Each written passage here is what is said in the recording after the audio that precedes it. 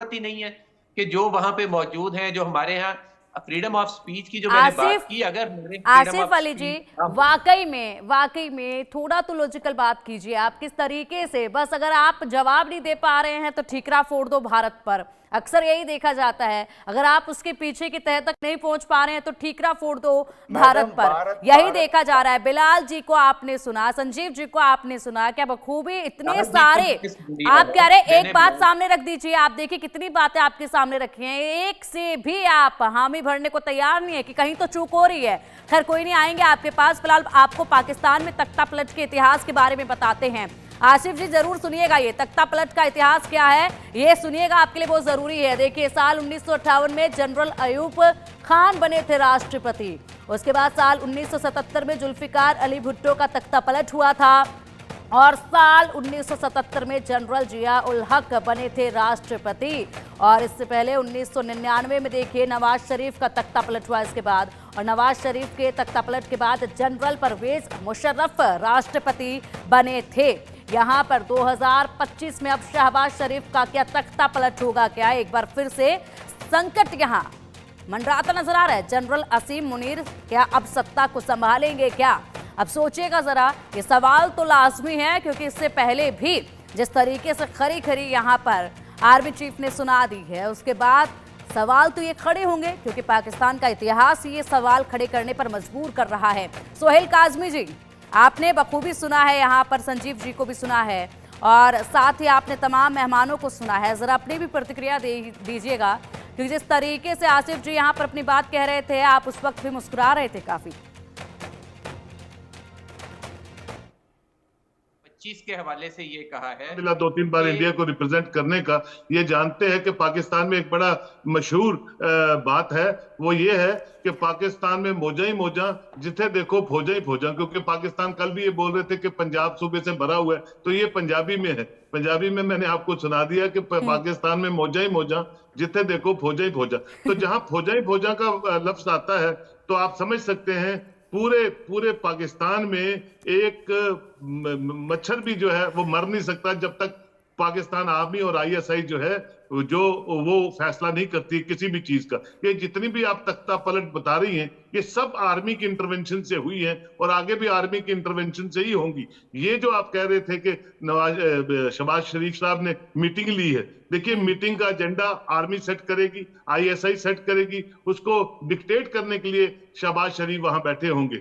ये आप देखिए, अभी कह रहे थे कि इमरान खान कहाँ है, मेरे भाई कह रहे थे कि इमरान खान साहब जो पूरी दुनिया में एक स्पोर्ट्समैन के रूप में फेमस हुए, उनकी फैन फॉलोइंग पूरी दुनिया में बनी, जहां तक कि ट्रंप भी उनसे मोहब्बत करते हैं। और वो अंदर हैं इसलिए कि उन्होंने तोशा खाना से घड़ी चोरी कर ली है। अब देखिए, प्राइम मिनिस्टर एक घड़ी चोरी करता है जो एक कैंसर हॉस्पिटल पाकिस्तान में पूरी दुनिया से डोनेशंस ले लेके बनाता है अपनी पॉपुलैरिटी पे, तो उस पे इल्जाम देखिए। उन्होंने तीसरी शादी कर दी। उनकी जो उन पे एलिगेशंस अगर आप देखिए तो बड़े आप एलिगेशंस को सुनते ही हंसना शुरू हो जाएंगे। मैं आपसे ये कहता हूं कि ऐसे मुल्क पे हमें तरस भी आता है, क्योंकि हमारे से जुदा हुआ दूसरा मुल्क है। हाँ, लेकिन यह है कि वो जो प्रोमिनेंट सिविल सोसाइटी है वो हमेशा कहीं ना कहीं दुनिया के हर कोने में इन चीजों को डिस्कस करती है कि पाकिस्तान में जमहूरियत पनपनी चाहिए। एक कोशिश हुई इमरान खान से, लेकिन नहीं चलने दिया उन हुक्मरानों ने जिनके वेस्टेड इंटरेस्ट है। और पाकिस्तान की सरजमीन, पाकिस्तान के लोग उनके लिए इंपॉर्टेंट नहीं है। उनकी सत्ता, उनके जो कारोबार हैं, उनकी जो फैक्ट्रीज हैं, उनके जो घर हैं पूरी दुनिया में, वो इंपॉर्टेंट है। ये एक बड़ा इंपॉर्टेंट फैक्टर है जिसको मुझे लगता है हम सबको बात करनी चाहिए। और पूरी पाकिस्तान की उस प्रोमिनेंट सिविल सोसाइटी को बात करने के लिए शुरुआत हो चुकी है। इमरान खान ने शुरुआत कर दी। अब उनका जो ग्रुप है, जो इलेक्शन जो पिछली बार हुई है और जिस तरह से इंस्टॉल करके इंसान को लाया गया है, जो अपनी बॉडी लैंग्वेज से ही दर्शाता है कि he is not fit to be even an MLA of Indian. किसी भी कॉन्स्टिट्यूंसी में ऐसे एमएलए नहीं होते हैं जिस तरह से वो अपने मुल्क को डिफेंड करते हैं। या उससे पहले जो एक्सटर्नल अफेयर्स मिनिस्टर थे बेनजीर भुट्टो के बेटे, जिस तरह की उनकी बॉडी लैंग्वेज देखते हैं तो दुख होता है कि ये क्या रिप्रेजेंटेशन देते हैं पाकिस्तान को और पाकिस्तान की आवाम को। बड़ा डिस्गस्टिंग है, लेकिन ये नहीं मानते हैं। और नहीं मानने के चक्कर में आने वाला मुस्तकबिल जो है पाकिस्तान का बहुत ब्लीक है। इसको पूरी दुनिया देख रही है और मान रही है। बिल्कुल सोहेल काज़मी जी, जिस तरीके से आपने ये हालात बयां किए हैं, ये पूरी दुनिया के लिए जो हालात हैं ये तरस खाने के लिए हैं, या फिर कहें कि हंसे उड़ाने के लिए ये हालात बने हुए हैं। लेकिन पाकिस्तान ऐसा नहीं मानता है। पाकिस्तान के लिए, उनके लिए सबसे उत्तम हालात यही है। पाकिस्तान की तरफ से अगर देखा जाए तो उनके लिए यही है कामयाबी, यही है सबसे उत्तम हालात कि किस तरीके से हमारा विकास जो है वो हो रहा है, हम कितना वक्त के साथ बदल रहे हैं। पाकिस्तानी लोग जो हैं वो कुछ इसी तरीके से इसको देखते हैं, या कहें जिस तरीके से आसिफ अली जी हैं वो इसको इस कदर देखते हैं। और ऐसे में जो आर्मी वहां पर सवाल उठा रही है, जो आर्मी वहां पर कदम उठा रही है, जो आर्मी वहां पर बैठक में सरकार को बता रही है कि आपको क्या करने की जरूरत है, आप ये कीजिएगा, और प्रेशर बना रही है, उसको भी ये नजरअंदाज कर रहे हैं। उनके लिए यही ठीक है कि हाँ, जो पूरी सरकार है, जो कायदे कानून है, वो इसी तरीके से चलते हैं। इनको यही सिखाया गया है और यही इनको अब मालूम भी पड़ता है। संजीव जी, क्या कहेंगे आप? आसिफ जी को आपने खूब सुना है और साथ ही साथ यहाँ पर आपने सोहेल काज़मी जी को भी सुना है। किस तरीके से आप देख रहे हैं फिलहाल शहबाज को? क्या वाकई में तख्ता पलट का डर सताने लगा है? आखिरकार क्यों अब सेना जो है वो सरकार पर दबाव बना रही है? क्या इसका असर होगा? क्योंकि मुझे लगता है कि सेना ने ये दबाव बना दिया। अगर सरकार ने जरा सा पलट के जवाब दिया, शरीफ ने जरा सा पलट के जवाब दिया, उसी वक्त यहाँ पर खेल जो है वो पूरा बिगड़ सकता है। देखिए पिंकी जी, मैं ये स्पष्ट रूप से कहना चाहता हूं कि पाकिस्तान की जो सेना है वो अब एक ड्रामा करने की स्थिति उसकी में जा रही है। और जो अगर ये जो पाकिस्तान के हालात हैं उसकी जो ये विफलता है, उसके लिए अगर कोई जिम्मेदार है तो वो पाकिस्तान की सेना ही जिम्मेदार है, वहां की आर्मी और आईएसआई ही जिम्मेदार है, क्योंकि शासन उन्हीं का है। परोक्ष रूप से ये उन्हीं का शासन है। शहबाज शरीफ की जो सरकार है एक पपेट गवर्नमेंट है, कठपुतली की सरकार है, इंस्टॉल्ड गवर्नमेंट है, जैसा काज़मी साहब ने कहा। और जाहिर है कि सेना पाकिस्तान की वर्तमान समय में दबाव में है।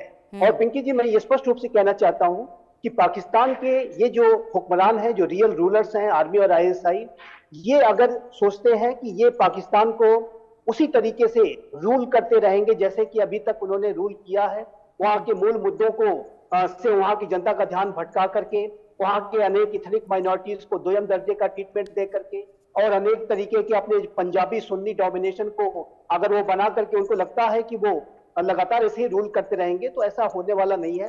पाकिस्तान की जो सेना है अब सीधे सीधे वो हमलों का शिकार हो रही है, जैसा कि मैंने कहा।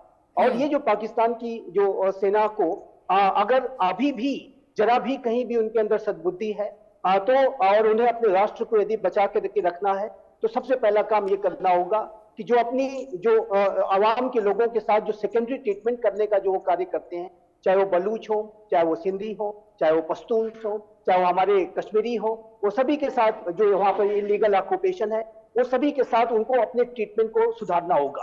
और पाकिस्तान की सेना यदि ये सोचती है कि वो डंडे के बल पर जो है अपने राष्ट्र को और राष्ट्र की जो विखंडनकारी स्थिति को अगर बचा लेंगे, तो मुझे नहीं लगता कि होने वाला है। इसके लिए पॉलिटिकल कंसल्टेशन, पॉलिटिकल एंगेजमेंट्स की आवश्यकता होगी, और ये पाकिस्तान की सेना अगर नहीं करेगी तो आप ये स्पष्ट रूप में कहना चाहता हूं कि पाकिस्तान कई भागों में विभाजित हो सकता है। क्योंकि अभी आप देखिए पिंकी जी, तो पाकिस्तान में हालात ऐसे हैं कि पंजाब के लोगों के ऊपर बलूची लोग हमले कर रहे हैं। किसी राष्ट्र में यदि ऐसा हो जाए कि एक प्रांत के लोग दूसरे प्रांत के लोगों से नफरत करने लगे, एक दूसरे के ऊपर हमले करने लगे, तो उस राष्ट्र के विखंडन का समय नजदीक आ गया, ऐसा मानना चाहिए। पश्तूनिस्तान की मांग वहां पर लगातार तेज हो रही है। पश्तून तहफ़्फ़ुज़ मूवमेंट चल रहा है, और ये जो पाकिस्तान के जो संबंध अफगानिस्तान से बिगड़े हैं, उसके पीछे भी पाकिस्तान के हुक्मरानों का जो ये भय है कि पश्तून आबादी यदि अफगानिस्तान और पाकिस्तान की एक हो जाएगी, ज्यादा उनके अंदर इंटरेक्शन हो जाएगा, तो वो जो पश्तूनिस्तान की मांग और अधिक तेज हो जाएगी, और उसके लिए वो बाढ़ लगाने का काम कर रहे हैं। तो बाढ़ लगाना सोल्यूशन नहीं है।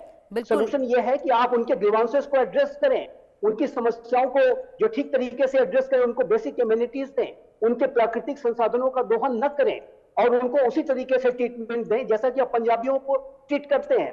आपके लिए तो सिर्फ पंजाबी और सुन्नी ही सबसे प्यारा जो आइडेंटिटी है, शेष तो सेकेंडरी है। तो ये जो पाकिस्तान की जो हुक्मरानों की ये जो सोच है, वो अगर नहीं बदलती है तो पाकिस्तान का आने वाले समय में विखंडन हो सकता है। मैं स्पष्ट रूप से कहना चाहता हूं।